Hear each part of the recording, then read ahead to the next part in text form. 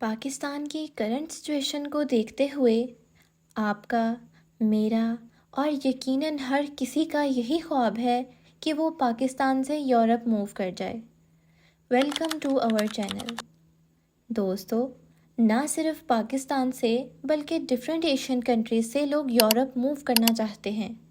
صرف پاکستان کی بات کی جائے تو آج کل پاکستان میں اکنامک انسٹیبلٹی، انفلیشن اور جاب مارکیٹ کے چیلنجز کی وجہ سے لوگ یورپ کی بہتر اکنامک اپرچونٹیز اور اسٹیبلٹی کو چوز کرتے ہیں۔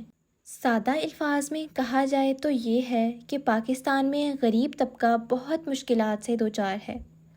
امیر اپنا تحفظ کرنا جانتا ہے، وہ اپنے بچوں کو اعلیٰ تعلیم دلوا سکتا ہے، اچھے اسکولز اور یونیورسٹیز میں پڑھا سکتا ہے، وہ اپنی سیکیورٹی کرنا بھی جانتا ہے اور کسی ایمرجنسی کی سچویشن میں اپنے تحفظ کے لیے ارجنٹلی کہیں موو بھی کر سکتا ہے۔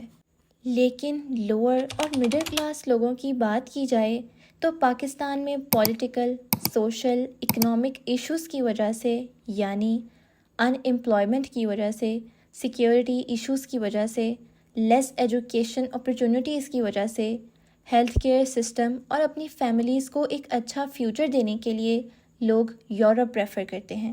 یورپ جانے کے لیے لوگ مختلف طریقے اختیار کرتے ہیں، جن میں کچھ لیگل اور کچھ انلیگل ہیں۔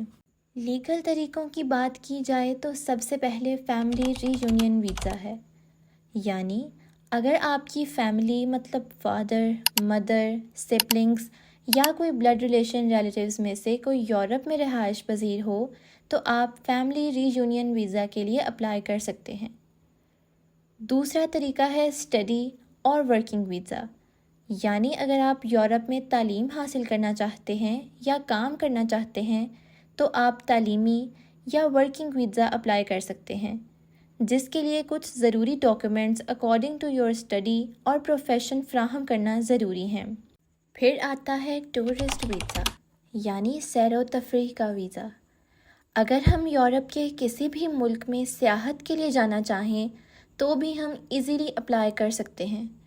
اس کے لیے ایمبیسی آپ سے بینک سٹیٹمنٹ کا مطالبہ ضرور کرتی ہے تاکہ وہ یہ جان سکیں کہ کیا واقعی ہی آپ وہاں رہنے اور گھومنے کے ایکسپنسز پے کر سکتے ہیں۔ دوستو، یہ تھے یورپ جانے کے کچھ قانونی طریقے، لیکن لوگ انلیگل یعنی غیر قانونی طریقے اختیار کر کے بھی پاکستان سے یورپ جاتے ہیں۔ انلیگل طریقوں میں جیسے کہ ایجنٹ کے تھرو، پی سی ویزا اور ڈنکی ہے۔ ایجنٹ کے تھرو لوگ آج کل لاکھوں روپے لگا کر یورپ جاتے ہیں، جس میں ایجنٹس رانگ پیپرز تیار کرواتے ہیں اور کئی بار تو کسی کے ساتھ اٹیچ بھی کروا دیا جاتا ہے، یعنی کسی کے بھی رشتہ دار شو کروا دیتے ہیں، بزنس ویزا تیار کروا دیا جاتا ہے، جبکہ حقیقت میں ایسا کچھ نہیں ہوتا۔ پھر ایک اور طریقہ ہے جسے پی سی ویزا کہتے ہیں، یعنی کسی اور کے پاسپورٹ پر جو یورپ میں ہوں ان سے اگر آپ کی شکل و شباہت ملتی ہو تو اس کو پی سی ویزا کہتے ہیں۔ اس میں بھی کسی اور کے نام پر آپ کے سارے رانگ ڈاکیومنٹس تیار کروائے جاتے ہیں۔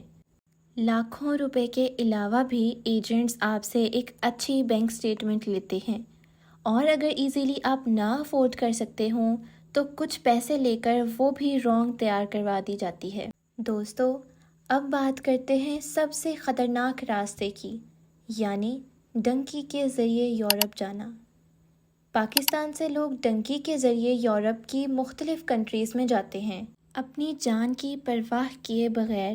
بھوک اور افلاس کو مٹانے کے لیے روزانہ کئی لوگ یہ خطرناک راستہ اختیار کرتے ہیں۔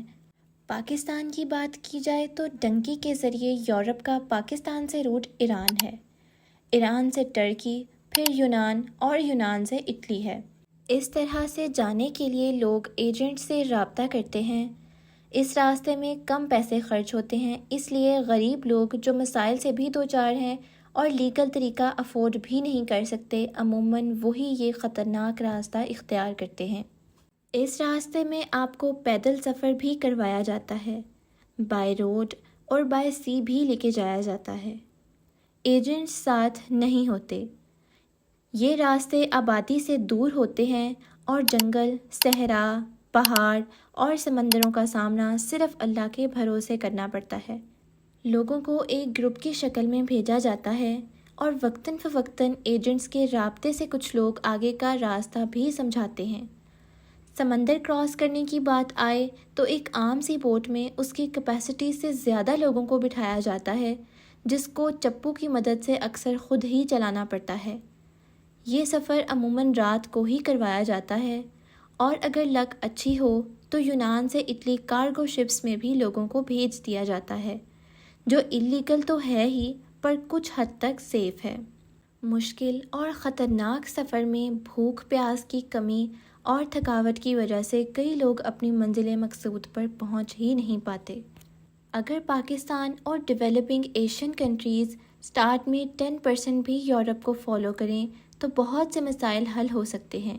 غیر قانونی طور پر جانے والوں میں سے بہت سے لوگوں کی جانیں بچ سکتی ہیں، اور کئی بے آسرا لوگوں کو 2 وقت کا اچھا کھانا نصیب ہو سکتا ہے۔ Friends, you all know about the current situation of Pakistan. So we all should do our part honestly and at least be a sincere person and always pray for our country. Thanks for watching. ملتے ہیں اگلی video میں۔